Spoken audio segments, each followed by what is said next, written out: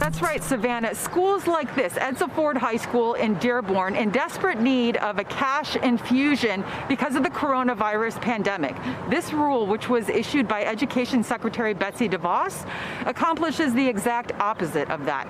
It would transfer millions of dollars from public schools into private schools at a time when these public schools are already facing severe budget deficits. So Michigan, which is a state that has already struggled so much with public underfunding of public schools, is leading this lawsuit charge. And just this week, a number of states, including Hawaii and Pennsylvania, joining in on that charge, knowing that they risk losing millions and millions of dollars for the new school year just weeks before they are set to reopen their doors.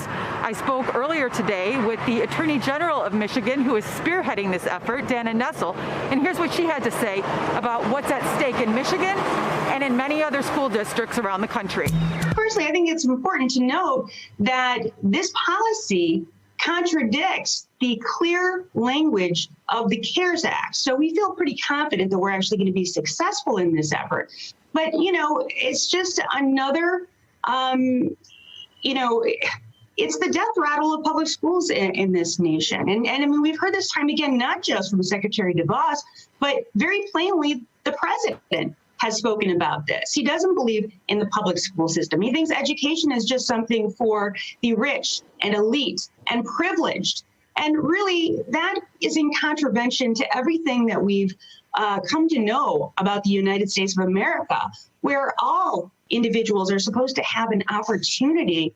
And this is coming at a time, Savannah, when many of these schools are being told that they must open their doors or else they will lose funding. This is the position of the Trump administration. At the same time, they're getting very little guidance from the administration about what kind of health precautions they should take, about whether they should even be following the CDC guidelines, quite frankly. So I spoke with the superintendent here of Dearborn Schools, and he broke it down.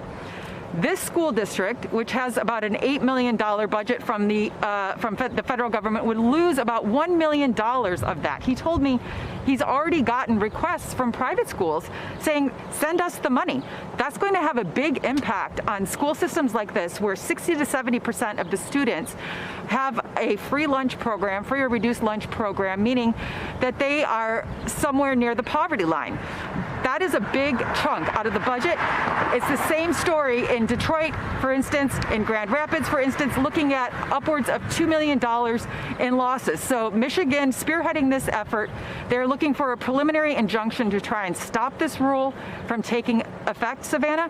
But if it doesn't, they say that there's going to be a real problem when these schools reopen their doors and they don't have all of the necessary funding to take the safety precautions to keep their students safe amid this pandemic. Savannah, back to you.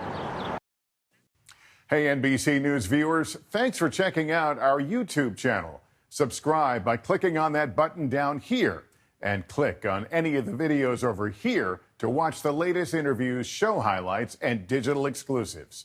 Thanks for watching.